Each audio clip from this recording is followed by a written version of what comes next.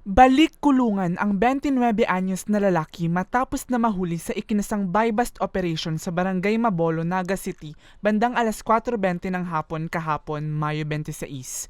Kinilala ang suspect na si Jason, truck helper at residente ng naturang barangay.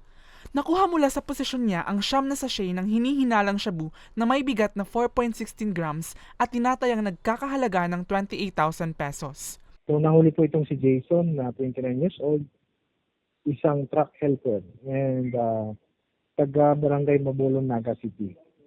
So sa ngayon po, under custody siya ng Police Station 5 para sa pag-file ng information sa Fiscal's Office ngayong araw.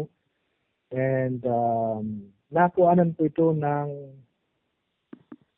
siyam na heat-sealed transparent plastic sachet na suspected as shabu. Ano po? So, meron na pong gramo na nilabas ang crime lab, nasa 4.16 lahat. And nagkakahalaga itong more or less 28,000. Dati nang nakulong ang suspect dahil sa parehong kaso nito lamang 2024. Then, isa po itong street level individual at dati na rin nahuli sa parehong kaso last year.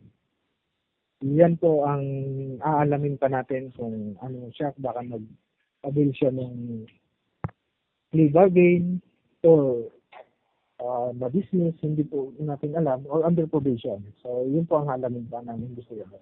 Sa ngayon, nasa kustudiya pa siya ng pulisya at nahaharap sa kasong paglabag sa Republic Act 9165 o Comprehensive Dangerous Drugs Act of 2002.